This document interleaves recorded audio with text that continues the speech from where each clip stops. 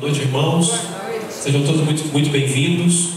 É uma alegria, uma satisfação ter a oportunidade de rever os amigos, rever os irmãos, darmos continuidade à nossa série de estudos, Marcas da Esperança. Obrigado, Débora. E aqui, noite após noite, temos ouvido a respeito de pessoas que tiveram um encontro pessoal com Jesus.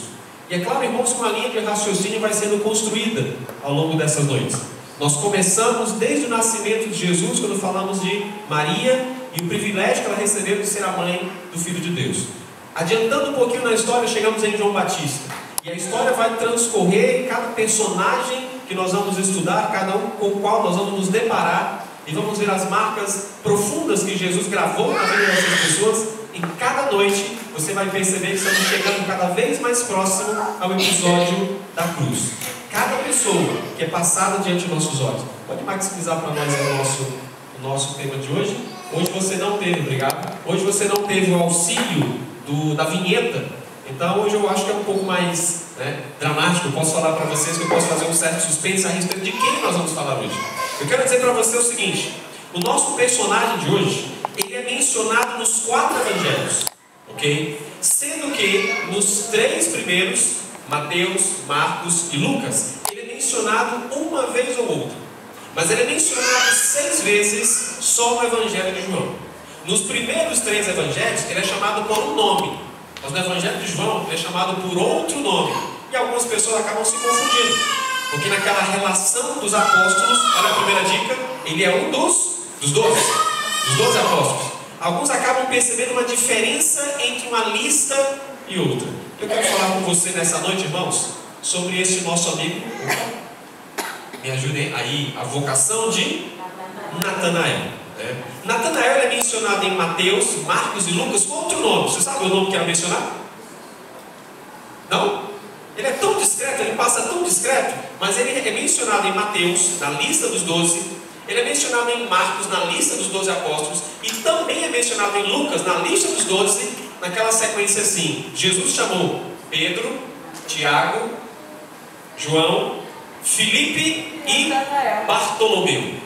Ele é mencionado 3 vezes como Bartolomeu. Mas quando chegamos no Evangelho de João, e esse é o texto base de hoje, João capítulo 1, ok? Me permitam mostrar para você o perfil que nós vamos traçar hoje. Hoje vamos falar um pouquinho sobre Jesus é apresentado a Natanael. E o texto-chave de hoje, irmãos, é João, o Evangelho de João, capítulo 1. Mas somente no Evangelho de João, Natanael é mencionado 6 vezes. E somente no Evangelho de João, ele não é chamado de Bartolomeu, é chamado de Natanael. Eu já mencionei para vocês aqui em outras circunstâncias que eu sou um admirador, sou curioso com essa questão de nomes. Eu acho que o nome na Bíblia tem um significado. Eu acho que os nossos nomes são dignos de serem estudados, significados e origem de nomes. Não são raros os personagens bíblicos que são mencionados com 2 nomes, Simão, Pedro. Jesus é especialista. Jesus, o Cristo, chamamos Jesus Nazareno, Jesus de Nazaré. E são vários personagens que são referidos, eles são referidos na Bíblia com mais de um nome. Agora, quando nós lembramos dos 3 primeiros evangelhos, onde o nosso personagem é chamado apenas de Bartolomeu, ele perde um pouco da identidade. Você sabe o que quer dizer o nome Bartolomeu? Bartolomeu? Bar, do hebraico, quer dizer filho. Filho. É o filho de alguém. Bartolomeu é o filho, em hebraico seria Bartomai. Seria o filho de Tomai. Simplesmente. E aí na nossa tradução, na nossa transliteração, é assim, A gente traduz e translitera, Temos um tradutor profissional aqui. A gente, além de traduzir, translitera. Então na tradução e transliteração, não ficou na nossa Bíblia como Bartomai, ficou como Bartolomeu. E talvez você conheça um ou outro Bartolomeu, Mas Bartolomeu simplesmente quer dizer o filho de Tomeu. Simplesmente o filho de alguém, Ele não tinha exatamente uma personalidade baseada no seu nome, um nome próprio, com o qual o identificássemos. Mas quando nós encontramos o nome Natanael, nós enchemos os olhos. Sabe por quê? Porque Natan, simplesmente quer dizer dádiva. Uma dádiva, um presente. E os nomes terminados em El, comumente são nomes de homenagem a Deus. Daniel, Natanael, Samuel. Me ajudem? Gabriel, o nome do meu filho, Rafael. Alguns teimam comigo dizendo que não há nenhum Rafael na Bíblia. E eu fiz o meu filho decorar um texto onde o nome dele é mencionado. 1 Crônicas 26:7. Aparece um único Rafael na Bíblia. Então quando alguém diz assim, não, mas Rafael não é Bíblia, meu filho, é sim. 1 Crônicas 26:7. Temos outro Rafael aqui, né? Então vocês sabem que o nome é bíblico sim. E o texto fala muito bem do Rafael, tá? Então os nomes terminados em El comumente são nomes de homenagem a Deus. E o nome, a palavra Natan, quer dizer dádiva. Com a terminação El, nós chegamos à conclusão que Natanael significa uma dádiva de Deus, um presente, uma bênção que é dada por Deus. Talvez você não concorde comigo, é um direito seu não concordar, mas entre chamar nosso personagem de Bartolomeu, alguém que fica escondido na personalidade do pai, o filho de Tomeu, e chamá-lo de Natanael, dádiva de Deus, eu prefiro chamá-lo de Natanael. Você concorda comigo? Concorda comigo? É mais bonito, tem um significado especial, é um nome de louvor ao Deus Todo-Poderoso. E claro, me acompanhe agora por favor no texto bíblico. João, Evangelho de João, capítulo 1. Eu quero ler com você, meu amigo, meu irmão, a partir do versículo 43. Evangelho de João, capítulo 1. Eu quero ler com você a partir do verso 43. O texto sagrado diz assim: no dia imediato, resolveu Jesus partir para a Galiléia e encontrou a Filipe, a quem disse: segue-me. Ora, Filipe era de Betsaida, cidade de André e de Pedro. Filipe encontrou a Natanael e disse: achamos aquele de quem Moisés escreveu na lei e a quem se referiam os profetas, Jesus, o Nazareno, filho de José. Perguntou-lhe Natanael: de Nazaré pode sair alguma coisa boa? Respondeu-lhe Filipe: vem e vê. E a leitura continua, verso 47. Jesus viu Natanael aproximar-se e disse a seu respeito: eis o verdadeiro israelita em quem não há dolo. Perguntou-lhe Natanael: de onde me conheces? Respondeu-lhe Jesus: antes de Filipe te chamar, eu te vi quando estava debaixo da figueira. Então exclamou Natanael: mestre, tu és o Filho de Deus, tu és o Rei de Israel. Confesso a você, meu amigo, meu irmão, que eu acho muito curiosa essa passagem bíblica, né? Primeiro detalhe que eu gostaria de ressaltar com você não diz respeito a Natanael, diz respeito a Filipe, né? Filipe encontrou-se com Jesus e rapidamente a ideia, a intenção de levar Jesus a outra pessoa nasceu no coração de Filipe. Eu fico impressionado quando nós temos essa disposição. Recebemos as bênçãos de Deus e muito mais do que apenas recebedores da graça, nós somos condutores da graça de Deus para outras pessoas. A vantagem de Natanael nesse episódio: Natanael tinha um amigo que conhecia Jesus. E você? Você tinha um amigo que conhecia Jesus antes de você? Foi um amigo que conduziu você aos pés de Jesus Cristo? No meu caso foi. No meu caso foi um amigo, uma amiga muito especial, que era amiga da minha mãe, conheceu Jesus, e Jesus era grande demais para ficar somente no seu coração. Ela precisava compartilhar de Jesus com outras pessoas. E eu sou grato a Deus que entre tantos, que é a nossa amiga irmã Elisa, que mora lá no Piauí, né? Entre tantos a quem ela compartilhou Jesus, estava eu. E naquela ocasião era apenas um garoto. E foi suficiente aquilo que ela mostrou, foi para mim, para que eu amasse Jesus e entregasse minha vida a Ele. Natanael tinha um amigo que conhecia Jesus. E hoje, no nosso caso, nós temos o privilégio de sermos os amigos que conhecem Jesus. Amém por isso? Temos a chance de, assim como Filipe, conduzir outros aos pés de Jesus. Mas eu acho curiosa essa passagem bíblica, porque imagine Filipe naquela ansiedade, naquela euforia de mostrar Jesus para o seu amigo Natanael. E o procura, talvez na sua casa, no seu trabalho, nos locais onde comumente eles frequentavam. E onde ele encontra Natanael? Debaixo de uma figueira.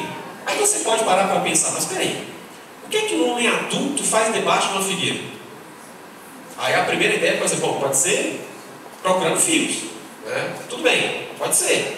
Ele poderia estar, não sei, descansando ali à sombra gostosa daquela árvore, né? Eu não imagino o calorão que se fazeria, aquele sol terrível, né? Não sei se é como o sol que nós tínhamos lá no Piauí. Eu costumo dizer que é um sol para cada um tem seu solzinho particular. Então o calor é a coisa absurda lá para nós. Mas talvez depois de um dia cansativo de trabalho, ali descansar gostoso ali na sombra da figueira. Não sei. Mas irmãos, a Bíblia não traz para nós o detalhe do que Natanael estava fazendo ali à sombra da figueira. Mas ele estava lá. E eu só quero dizer uma coisinha para você. Quando nós vemos a respeito da figueira em que Natanael estava ali, usufruindo da sombra da figueira, estava ali debaixo da figueira, nós podemos lembrar algumas coisas, né? A figueira é uma árvore mencionada muitas vezes na Bíblia. Muitas vezes. E talvez, como curiosidade, a figueira é um símbolo nacional de Israel. Muitas árvores são símbolos nacionais. Os amigos devem lembrar que quando o Brasil recebeu os nossos primeiros imigrantes judeus para fugirem de possíveis perseguições, os judeus que vieram morar no Brasil, muitos deles no Nordeste, no estado de Pernambuco, no Maranhão, judeus povoaram ali durante muito tempo, para não se identificarem propriamente como judeus, fugindo da perseguição, algumas vezes perseguição religiosa, outras vezes perseguição política, e essa imigração, esse êxodo de judeus para o Brasil aconteceu muito no período da colonização no Brasil e aconteceu também no período pós-guerra. Após a Segunda Guerra Mundial, os judeus vieram morar no Brasil. Mas para não esquecerem de suas origens, eles adotaram nomes abrasileirados, que lembravam sua origem judaica. Aí nós lembramos daqueles nomes terminados em El, Daniel, Natanael, Gabriel.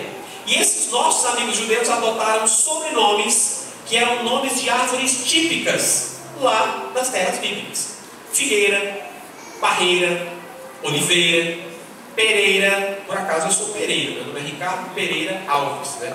E eu demorei a entender que Pereira é um pé de pera, tá? Demorei a entender, tá? Pereira é um pé de pera. Carvalho, percebe que são árvores típicas de terras bíblicas, e algumas delas são mencionadas muitas vezes na Bíblia. Mas o texto bíblico diz que ele estava debaixo de uma figueira. Agora não entenda que por acaso Natanael estava ali por puro patriotismo, uma vez que a figueira é um símbolo nacional, mas eu não acredito que era por patriotismo que ele estava ali. Havia um objetivo em Natanael estar ali. E sabe, irmãos, eu gostaria de mostrar esse objetivo para você. Olhe para o telão aqui, por favor, e leia comigo o que está escrito. Eu vou ficar aqui de lado para poder ler com você. Do livro Desejado de Todas as Nações, na página 140, é nos apresentado o seguinte: ao tempo em que Filipe o chama, Natanael se havia retirado para um bosque sossegado, a fim de meditar sobre o anúncio de João. Ele ouviu a pregação de João Batista e as profecias concernentes ao Messias. Orou para que se aquele que João anunciara fosse o libertador, isso lhe fosse dado a conhecer. E o Espírito Santo repousou sobre ele com a certeza de que Deus visitara seu povo, levantando-lhes um poder salvador. Filipe sabia que seu amigo estava examinando as profecias, e enquanto Natanael orava sob uma figueira, descobriu-lhe o retiro. Muitas vezes haviam eles, Filipe e Natanael, orado juntos nesse isolado lugar, ocultos pela folhagem. Eu pergunto para você, meu irmão, quando Filipe chamou a Natanael e o encontrou ali debaixo da figueira, o que o nosso herói fazia ali na figueira, irmão? Ele estava orando. Você tem o seu cantinho especial de oração? Tem o seu cantinho? É especial, né? Tudo bem que você pode orar em casa, no trabalho, na igreja, mas eu acredito que nós nos acostumamos em ter uma exclusividade, um horário e um lugar específico para orar. Eu tenho o meu cantinho, meu horário de oração.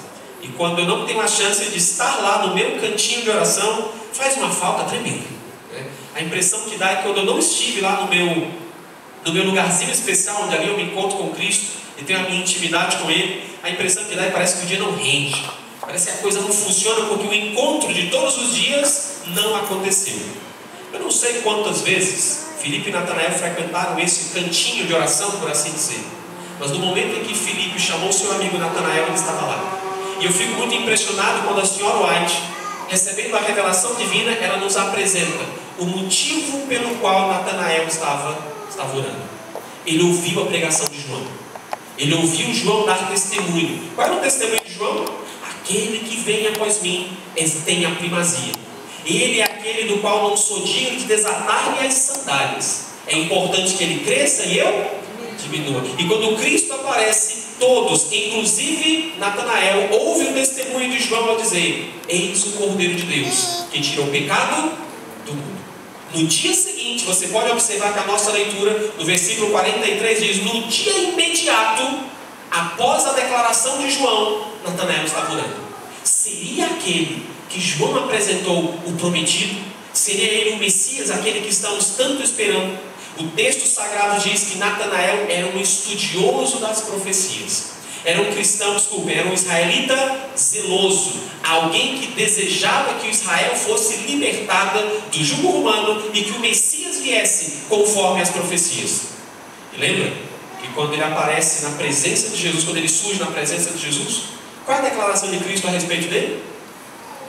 Eis um verdadeiro israelita, em quem não há dúvida. Zeloso pela pátria, zeloso pelas profecias, um estudioso, alguém que entende a importância do tempo em que está vivendo, alguém dedicado ao estudo das Escrituras e dedicado à oração. Nós entendemos, irmãos, a maneira como Natanael foi apresentado a Jesus Cristo. Agora, irmãos, o foco onde eu quero chegar com você: Jesus apresenta-se agora a Natanael. E eu fico impressionado quando eu leio esse texto, dá vontade de dar risada às vezes, né? Quando você já teve aquele momento em que você chega empolgado, eufórico, para trazer uma notícia para alguém, e aí quando você apresenta a notícia, a pessoa que te ouve parece que não dá a mínima, né? Você chega todo eufórico, a 220, e a pessoa que te escuta não dá a mesma importância. E aí Filipe se apresenta a Natanael e diz assim: encontramos o Messias, aquele que Moisés havia prometido, aquele que estava escrito a seu respeito na lei do Senhor. Os profetas falaram sobre ele, finalmente ele chegou, nós o conhecemos, é Jesus de Nazaré. Eu fico imaginando que enquanto a notícia chegava a Natanael, o olhar brilhava, o sorriso se abriu, mas quando foi dito que ele vinha de Nazaré, o Messias vinha de Nazaré. De Nazaré? Não sei não, de Nazaré? Não tinha um lugarzinho melhor, não? Tinha que ser de Nazaré. O que havia errado com Nazaré? E a expressão, a recepção de Natanael, a grande notícia, encontramos o Messias, é desanimadora. Né? De Nazaré. E Helena, de Nazaré pode sair uma coisa boa? Hã? De Nazaré? Por favor, né? Se viesse de São Paulo, eu não sei qual é a zona leste, não, zona leste eu sei qual é. Zona norte, zona... não sei qual é o lugar mais chique de São Paulo, né?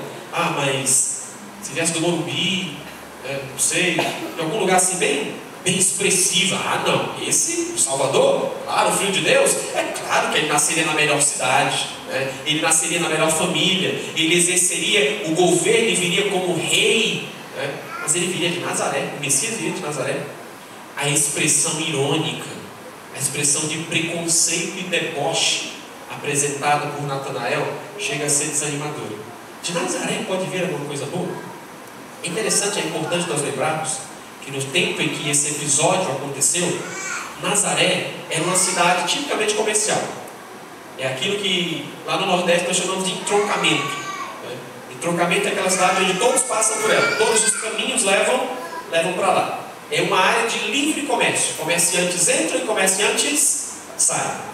E normalmente onde há comércio, principalmente em tempos bíblicos, haviam estrangeiros. Haviam pessoas de todos os tipos em Nazaré. Pessoas que não tinham o mesmo zelo patriótico que Natanael. Pessoas que não davam a mesma importância à oração, ao estudo da palavra. Era um local cheio de estrangeiros, onde possivelmente a religião não fosse levada tão a sério quanto em outros lugares. Lembram que foi em Nazaré que o próprio Jesus foi rejeitado? Lembram desse detalhe? Cristo prega em Nazaré e é rejeitado pelos seus. E logo em seguida Jesus prega em outras cidades e milagres são operados, marcas de esperança são levadas a multidões, mas em Nazaré, onde ele foi criado, ele não foi tão bem recebido. Talvez Natanael tivesse razão, né? Ele diz assim: não, de Nazaré não pode sair coisa boa. Mas irmãos, o que nós podemos aprender dessa declaração de Natanael? De Nazaré saiu o Messias? Saiu, não foi, pai? Saiu de Nazaré para o mundo, para redimi-lo e para salvar. Algumas vezes nós achamos que Deus, ele tem que ser grandioso todo o tempo, enquanto que muitas vezes o Senhor Deus nos surpreende com respostas, com soluções, e de onde nós menos esperamos, o Senhor realiza coisas grandiosas em nossa vida. O Senhor pode, de lugares simples, de pessoas simples, trazer maravilhas para o nosso benefício. Eu algumas vezes, me perdoem se eu parecer aqui muito severo, algumas vezes eu faço algumas críticas a irmãos nossos da igreja, quando nós ouvimos o seguinte, nós vemos determinados tipos de comportamentos assim. Acontece de irmãos chegarem na igreja e eles olham a escala dos pregadores, e aí quem vai pregar na igreja é o irmão Zezinho dos Andóis, o irmão Joãozinho vai pregar na igreja, né? E aí eles descobrem que na igreja ao lado quem vai pregar é um doutor em teologia, é um professor nosso do seminário. Eu faço a seguinte pergunta: o Senhor Deus pode usar um doutor em teologia? Sim ou não? Sim. Pode. Creio que são homens de Deus, são homens que dedicaram sua vida a Ele. Mas eu faço outra pergunta: o irmãozinho anônimo, irmão José, irmão João, que não tem um sobrenome, que não tem um título, se bem que temos irmão João aqui, tá? Eu quero ser específico, tá? Mas irmãos simples, que não têm o renome que nossos doutores, eles podem ser usados por Deus também. Algumas vezes os irmãos não pensam assim. Algumas vezes os irmãos pensam assim: não, eu vou lá na igreja central, porque lá o pregador de lá, Deus vai usar. Enquanto isso, pessoas simples podem ser usadas por Deus também. No meu antigo distrito, eu era muito fã de um pregador nosso lá. Havia um irmãozinho chamado Davi, irmão Davi. Era um pregador, meu pregador favorito. Nós tínhamos pastores jubilados, nós tínhamos anciãos muito capazes, tínhamos evangelistas no distrito. O meu antigo distrito hoje conta com 18 igrejas. Então nós temos pregadores para todos os gostos, aqueles mais tradicionais, os mais eufóricos, empolgados, e entre tantos, para mim, havia o irmão Davi. Me perdoe que eu vou apresentar aqui. O irmão Davi, ele tinha um português que não era lá muito castiço. Não era aquele português assim, que enchia os olhos e os ouvidos. Ele dizia: nós bebe, nós fumo, nós semo. É assim que ele pregava. Ele era mecânico, tinha uma pequena oficina de bicicletas e era meio nômade. Ele se fixava num lugar, depois ia para outro, ia embora para a capital, Teresina, depois voltava para o litoral, mas era um excelente pregador. E haviam outros pregadores no distrito que eram doutores, pessoas com titulação, mas sabe, irmãos, não apenas eu, mas outras pessoas também sentiam a mesma coisa. Quando nós escutávamos aqueles homens cheios de pompa e circunstância, nós entendíamos que ouvimos uma boa palestra. Mas quando nós escutávamos o irmão Davi, que era um homem de oração, e falava: nós semos, nós fumos e nós bebemos, quando nós ouvíamos a palestra do irmão Davi simples, nós tínhamos a certeza de que, na sua simplicidade, nós ouvimos a voz de Deus. E minha esposa testemunha e disse isso para ela várias vezes: é o meu pregador favorito, é o irmão Davi. Quando eu ouço o irmão Davi, eu tenho certeza que o Senhor Deus está falando através daquele homem. Um homem de Deus, simples, pequeno, sem instrução, daquela cor da pele que nem todos apreciam, bem negro, nem todos apreciam, mas Deus usava aquele homem. Era um instrumento de louvor, e dezenas de pessoas conheceram a Jesus através do irmão Davi. Muitas vezes nós somos alimentados e recebemos o pão da vida que veio através de um servo bem pequeno, tão simples, sem titulação, sem palavras bonitas, mas que Deus usou poderosamente. E eu não duvido, o Senhor Deus, Ele é grandioso em sua natureza, mas nem sempre se apresenta para nós assim. Muitas vezes é simples, prático, age conosco de maneiras pequenas, pelas quais nós podemos entender que é Ele que está agindo. De Nazaré poderia sair o Messias? Sim, poderia. E tanto é que saiu. Tanto é que saiu. E Natanael, meu amigo e meu irmão, entendeu isso. Natanael entendeu a respeito do Messias através das palavras de Filipe. Leia comigo a Bíblia mais uma vez. Quando o texto diz assim, João capítulo 1, do versículo 46, está escrito assim: perguntou-lhe Natanael: de Nazaré pode sair alguma coisa boa? Filipe, usado por Deus, foi sábio. Filipe respondeu-lhe Filipe: vem e vê. Você quer acreditar que de Nazaré pode ser uma coisa boa? Olha, meu amigo, meu irmão, entenda uma coisa. Existem momentos em que os meus argumentos não vão servir para nada. Você tem que ver.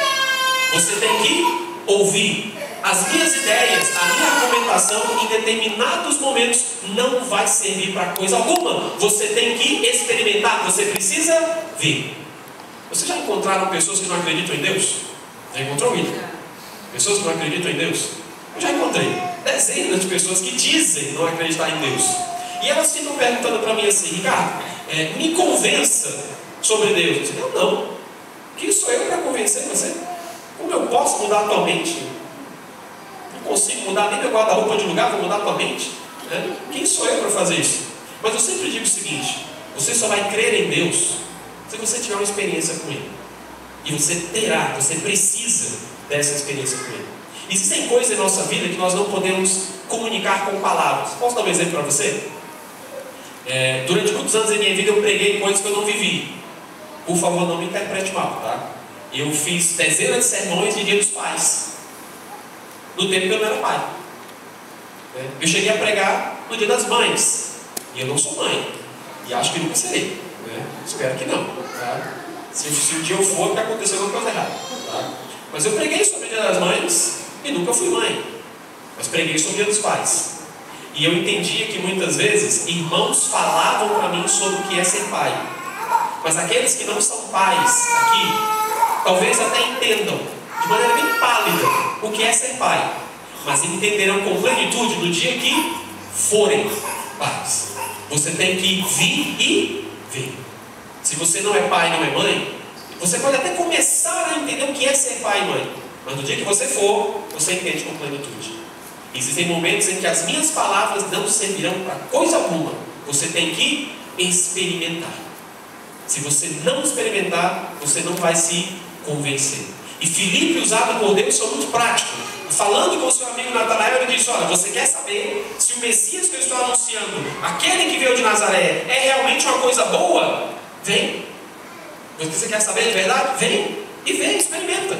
Dê uma chance a ele, conheça-o você mesmo.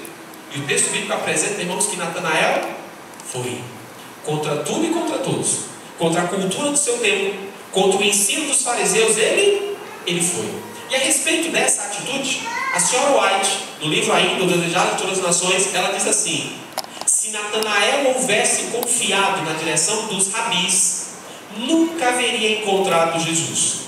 Foi vendo e julgando por si mesmo que se tornou o que, irmãos? Discípulo.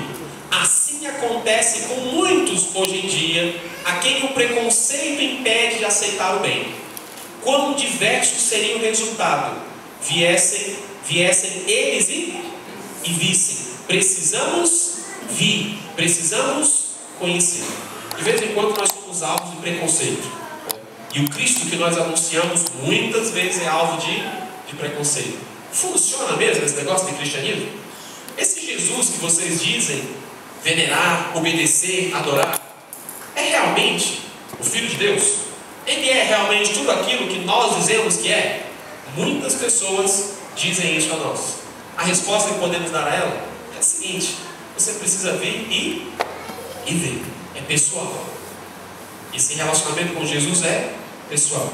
Eu posso até te dar informações sobre Jesus, mas conhecê-lo tem que ser você. Eu não posso conhecer Jesus em teu lugar. Repito, posso te dar informações sobre Ele, mas o conhecimento, o relacionamento, a intimidade, a comunhão é você. Por isso a frase de Filipe, ela é válida a nós ainda hoje. Vem e vem. E Cristo está disponível. E eu fico impressionado, irmãos, quando o texto sagrado é um texto pequeno, mas ele apresenta muitas verdades para nós. Nesse texto pequeno, do verso 43 até o verso 49, nos apresenta que Natanael foi conhecer Jesus.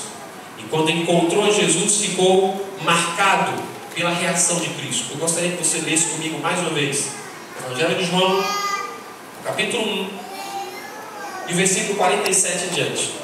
O texto sagrado diz assim: Jesus viu Natanael aproximar-se e disse a seu respeito: eis o verdadeiro israelita em quem não há dor. Opa, quem é esse sujeito?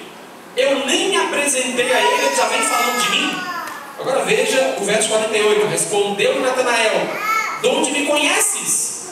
Respondeu Jesus: antes de Filipe te chamar, eu te vi, quando estavas debaixo da figueira. Eu fico imaginando a situação de Natanael, né? Dois bons amigos, Filipe e Natanael, conversando a respeito de um suposto Messias. E agora, por consideração amigo, eu fico pensando que Natanael olhou e disse assim: olha, Filipe, tudo bem, eu não acredito como você acredita, mas como você é meu amigo, eu vou lá com você. Eu vou ver se esse suposto Messias me impressiona. Eu vou lá e quero ver de fato. E Jesus, quando se encontra com Natanael, Jesus me impressiona de maneira absurda. Eles o verdadeiro israelita em quem não há dor. Eu conheço você. E sabe de onde eu te conheço? Antes que Filipe te chamasse, eu assistia você. Você estava lá debaixo da figueira, eu sei o que você estava fazendo. E tem mais, eu sei onde você estava, eu vi o que você fazia. E entendo uma coisa, eu estava lá com você. Isso impressiona ou não impressiona? Se você olhar com calma, essa onisciência Jesus usou várias vezes ao longo do seu ministério. Eu preciso esclarecer uma coisa para você. É claro que pela limitação física, Jesus, pleno Deus, mas ao mesmo tempo pleno homem, pela limitação física, Jesus não podia ser onipresente. Você pode ser onipresente? Não. Jesus era homem, e como homem não podia estar na Galileia e em Jerusalém ao mesmo tempo. Não podia estar lá e acolá ao mesmo tempo. Mas Jesus fez uso de uma onisciência especial. Percebe que ao longo do seu ministério, várias vezes as pessoas chegavam com a intenção de pegá-lo e proclamá-lo rei, e antes que isso acontecesse, o que Jesus fazia? Jesus se ausentava. Muitas pessoas chegavam com seus questionamentos, inclusive os fariseus chegavam com alguma, desculpa a expressão, alguma maracutaia, para pegar Jesus, e Jesus não os conhecia. Algumas vezes chegavam com a intenção de matá-lo, e Jesus a acusava: se vós fosseis filhos de Abraão, por que desejariam me matar? E as pessoas diziam: como é que ele sabe? Como é que ele sabe? A mesma onisciência que foi usada por Jesus através do Espírito foi concedida a homens e mulheres no passado. Eu lembro, por exemplo, agora, do episódio de Eliseu. Lembra de Eliseu, lá no Antigo Testamento? Abra sua Bíblia, por favor, comigo. Rapidamente no Antigo Testamento, no livro de 2 Reis, segundo livro dos Reis, e o capítulo 5. Depois voltamos para João, só para ilustrarmos melhor o que eu quero dizer para você. Segundo livro dos Reis, capítulo 5. Eu quero ler com você o verso 26. Capítulo 5 de 2 Reis apresenta o episódio onde Naamã é curado. E Naamã, no general, visita o profeta Eliseu. E você sabe qual foi o parecer de Eliseu, né? Vai até o Rio Jordão e toma banho lá quantas vezes?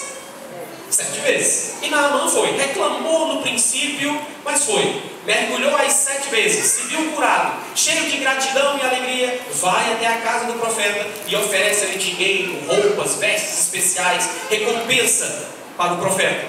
A atitude de Eliseu era típica: não aceitar pagamento pelas obras que Deus realizava. Ele não quis aceitar. E aí Naamã ia embora com a sua comitiva.